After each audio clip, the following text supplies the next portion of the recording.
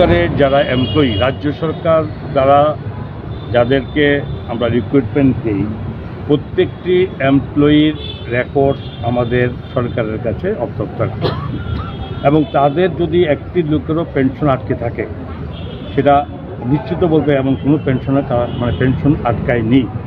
রাজ্য সরকারের দায়বদ্ধতা আছে। এতক্ষণ পেনশনারে এখানে মিটিংয়ে বলেছি যাদের কোনো অসুবিধা না হয়, তো একজন পেনশন, কিন্তু যেটা বলছেন আপনি এডিসির থেকে অভিযোগ করছে তাদের পেনশন আটকে গেছে। এটা তো একটা রাজ্য সরকার চলে একটা নিয়মের মধ্যে, একটা নির্দিষ্ট নিয়ম, একটা আইন মেনে চলে।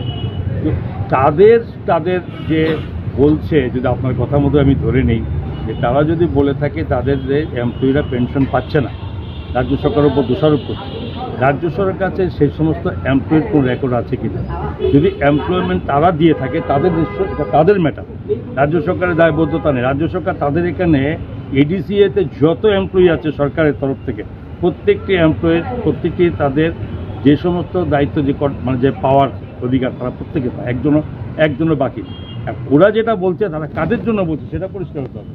ওইটা আমাদের কাছে পরিষ্কার নয় যে তারা কোন এমপ্লয়ির কথা বলছে, ওইটা আগে ক্লিয়ার করতে পারলে তবে আমরা বুঝবো কোথায় আমরা। বাট আমরা এটুকু দায়িত্ব নিয়ে বলতে পারি সরকার কোনো সরকারি এমপ্লয়ি যাদেরকে নিয়মের মধ্যে যাদেরকে রিক্রুটমেন্ট দেওয়া হয়েছে তাদের কারোর পেনশন আটকে নেই। রাজ্য সরকারের কাছে এমন কোনো রিটেন কোনো বক্তব্য নেই, শুধু এটা শুনছি আপনাদের যেরকম বলছেন আপনি এখন, বা যেন পত্রপত্রিকার মাধ্যমে কোথাও আমরা শুনছি যে তাদের পেনশন হচ্ছে না, বাট তাদের হচ্ছে না। সরকারের কাছে এমন কোনো একজন এমপ্লয়ির নাম নেই যে এমপ্লয়ি সরকারের রেজিস্টার্ড আছে যারা এরকম পেনশনের বাইরে আছে।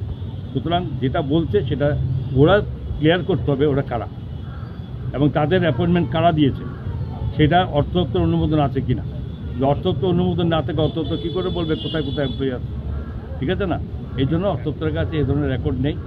এবং যদি বলে যে আমরা অর্থদপ্তরের বা সরকারের কোনো এমপ্লয়ি ডাইরেক্ট সরকার রিক্রুটমেন্ট দিয়েছে অনুমোদন দিয়েছে, তো সেই সমস্ত এমপ্লয়ির নাম পেলে আমরা দেখতে পাই।